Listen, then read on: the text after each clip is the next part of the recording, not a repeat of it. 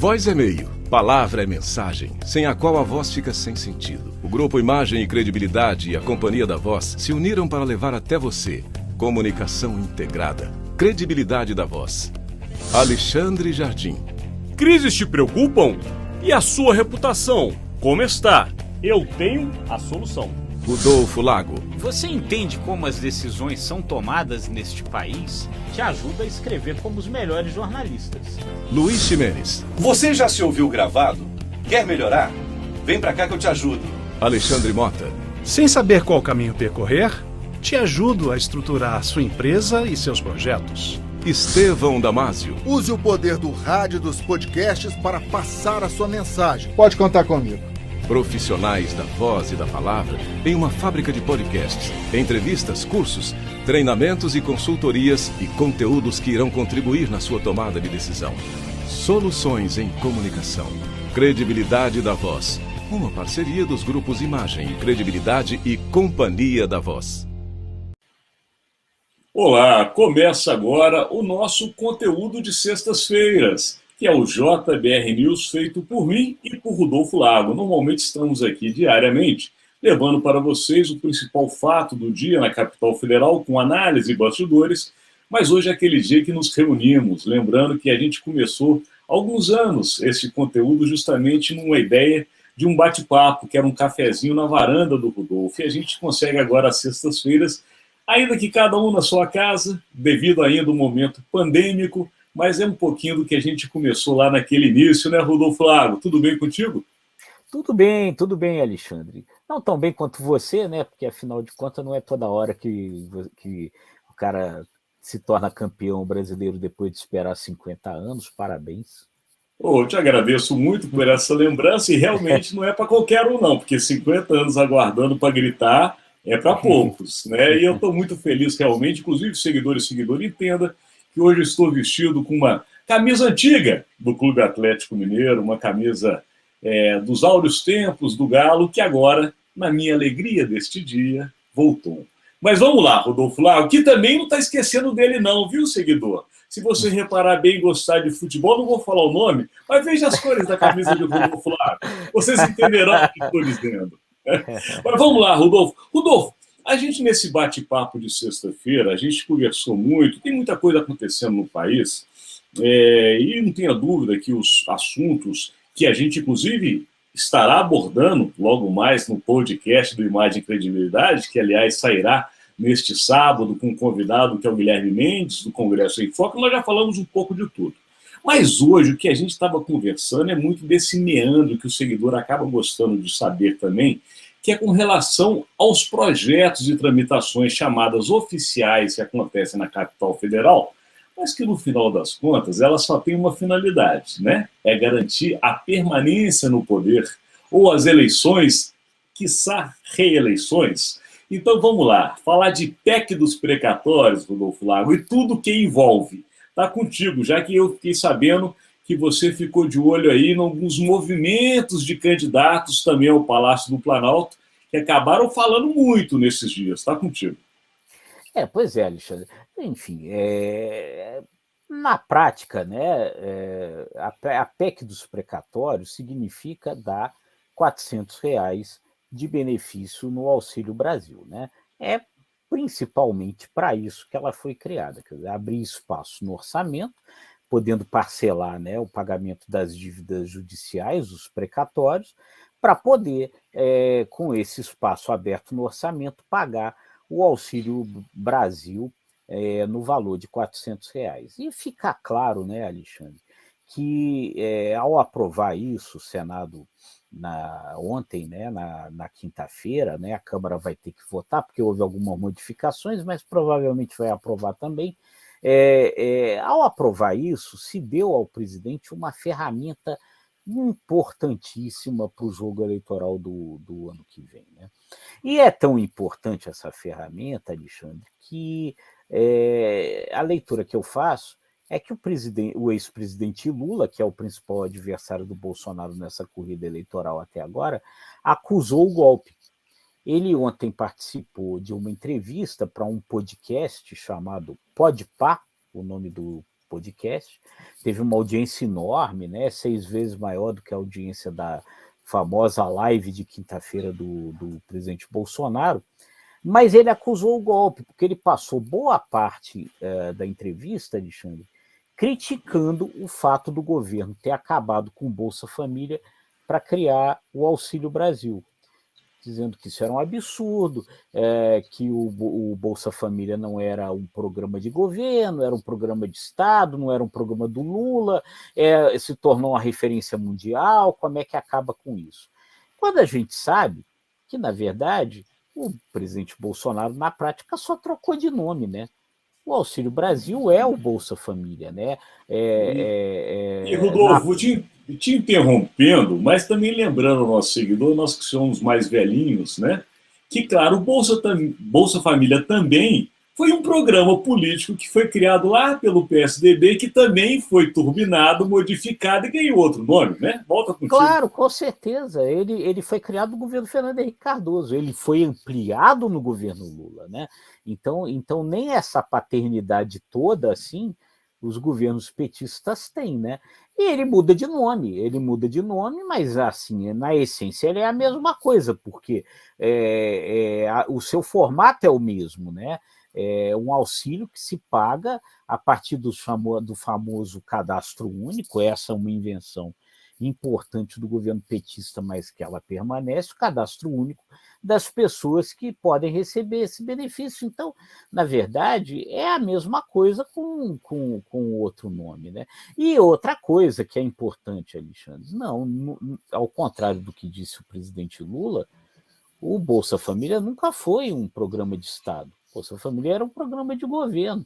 O senador Eduardo Suplicy quis transformar a vida inteira isso num programa, numa política de Estado, e ele não conseguiu. O governo Lula não fez isso. Por quê?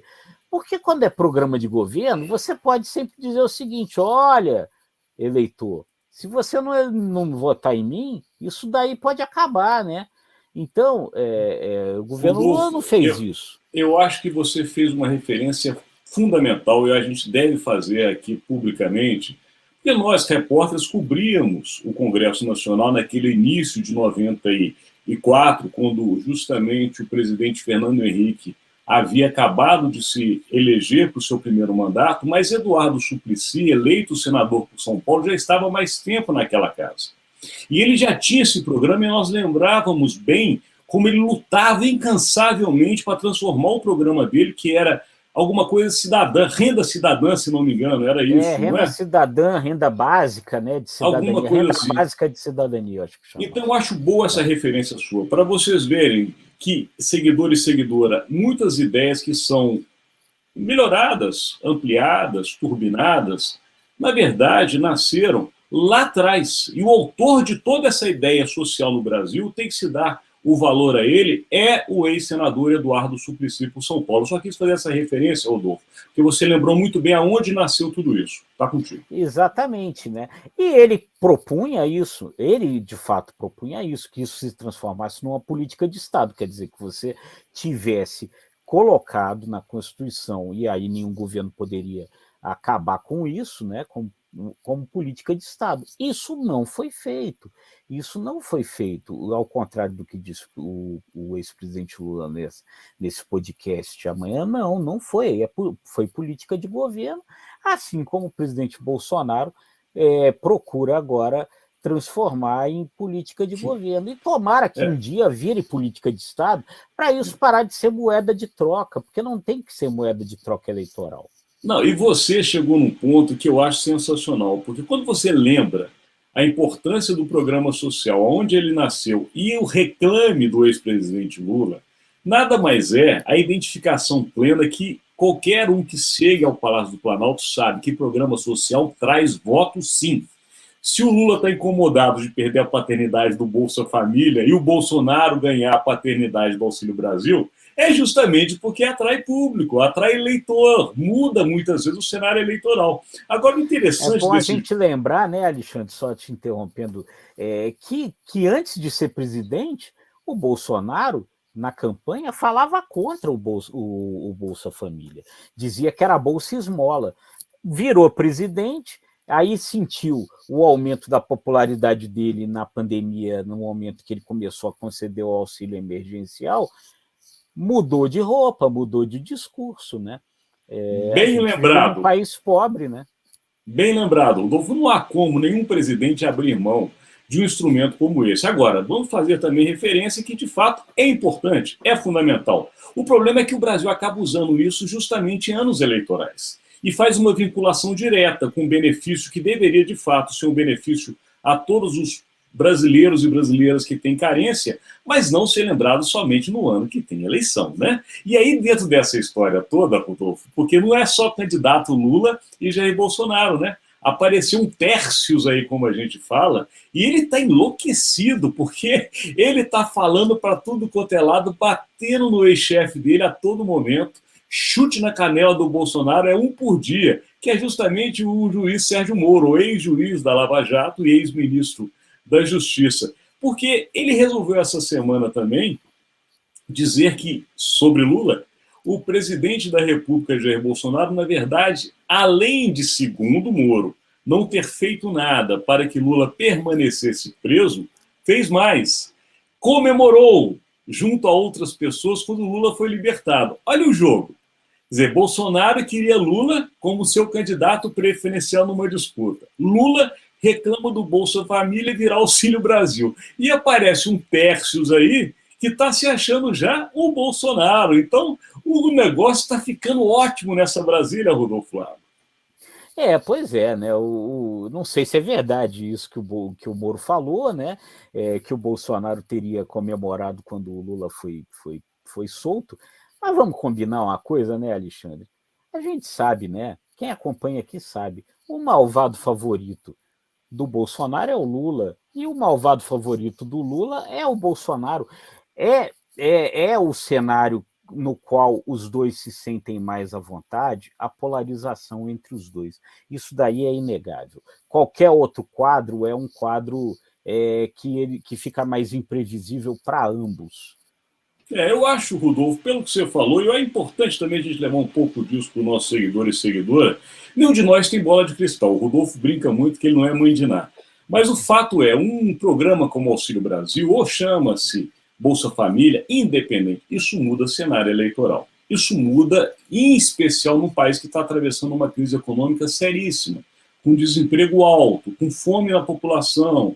É claro que o auxílio vai mexer com o cenário eleitoral. Agora, Rodolfo, para a gente fechar esse conteúdo, será que Jair Bolsonaro, porque são dois pesos e duas medidas, o Lula, ele tinha muito cheiro da rua, ele teve uma história política de convivência popular. Já Bolsonaro, vamos dizer que teve uma história de não rua, né? Uma história talvez de quartéis. Ele estava muito fechado ali naquelas corporações que ele trabalhou nos 30 anos que ele exerceu os seus mandatos como deputado federal.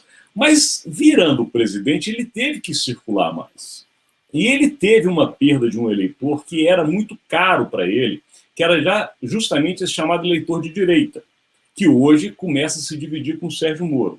Por que eu fiz toda essa história? Para voltar no Auxílio Brasil e dizer, será que, de fato, o Auxílio Brasil consegue dar a Bolsonaro os votos que ele tanto quer, já que Lula foi considerado o chamado pai dos pobres, porque, de fato, os seus programas deram muito retorno, inclusive muitas das pessoas que hoje passaram por faculdades, passaram naquele período dos governos petistas, e já Sérgio Moro, cá entre nós, com todo respeito, senhor juiz, não tem nenhuma experiência administrativa. Então, para fechar, Rodolfo Flávio, e sem querer que você seja mãe de Ná, um Auxílio Brasil nas mãos faz o cara ser eleito, ou não? É uma ferramenta importante, sem dúvida nenhuma é uma ferramenta importante. Agora a gente vai precisar verificar outras coisas, né? A gente já falou isso algumas vezes aqui. O grande problema, eu acho que você tem dois pontos que vão ser importantes no debate da eleição, Alexandre.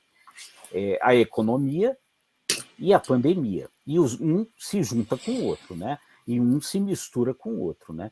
Então, quer dizer, uma coisa que a gente já falou aqui algumas vezes e que eu acho que é importante com relação a essa questão do Auxílio Brasil é aquele velho risco de ser dar com uma mão para tirar com a outra. Quer dizer, se o governo está para dar o auxílio de R$ 400, esculhamba a economia, no final das contas, esse auxílio de R$ 400, a cada mês que o cidadão ganha esse auxílio, ele vale menos, né? E o cidadão não é bobo, né? Na verdade, ele vai sentir como é que isso pesa de fato no bolso dele, né? Então, eu acho que a equação para o ano que vem ela vai estar nessas duas coisas. E a pandemia, como é que ela impacta, né? Que vai continuar impactando. A gente tem agora essa história da variante Ômicron chegando aí, né? Como é que ela impacta? Então, quer dizer, a equação é essa, como é que vai estar a vida do brasileiro. E aí na hora de avaliar como é que vai estar a sua vida que ele vai fazer sua escolha, né? Não, a sua referência foi perfeita, porque muitas vezes o brasileiro se esquece que se planeja nos meses de dezembro, normalmente, às vezes atrasa, o que vai ser gasto no ano seguinte. Então, tudo isso que está sendo montado agora tem um cenário muito claro, até dezembro de 22. E Rodolfo lembrou bem. E aí? E quando chegar janeiro de 23? Que teremos pela frente? Por quê? É aquela história, como o Rodolfo disse, recebe R$ 400, mas se o valor do dinheiro não está dando para comprar nem metade do que comprava hoje, daqui a um ano, esses R$ 400 não serão tão, como é que eu posso dizer, tão visíveis para o eleitor como um benefício. Pode ser até uma reclamação, o governo tem que dar mais. Ou seja, o Rodolfo colocou bem, pode virar uma armadilha. Espero que não seja para nós, né, Rodolfo? Mas chegamos agora a esse final, cara, porque já estamos aí com 15 minutos e a gente não pode estourar mais esse tempo. Agradecendo, Rodolfo Lago, a presença dos nossos seguidores e seguidoras, lembrando a eles que a gente tem conteúdos variados, né, no ICTV, que é o nosso canal no YouTube, e que os conteúdos estão sempre disponíveis também no nosso parceiro, que é o Jornal de Brasília, .com.br, como você sempre coloca nessa letra e muito bem vista. E lembrando também que amanhã nós temos o nosso podcast semanal com um convidado que é Guilherme Mendes, do Congresso em Foco. Rodolfo, se a gente pudesse fechar, sem eu ter que falar o meu amor pelo Clube Atlético Mineiro, eu queria saber de você uma outra coisa, que também é muito importante para todos os brasileiros.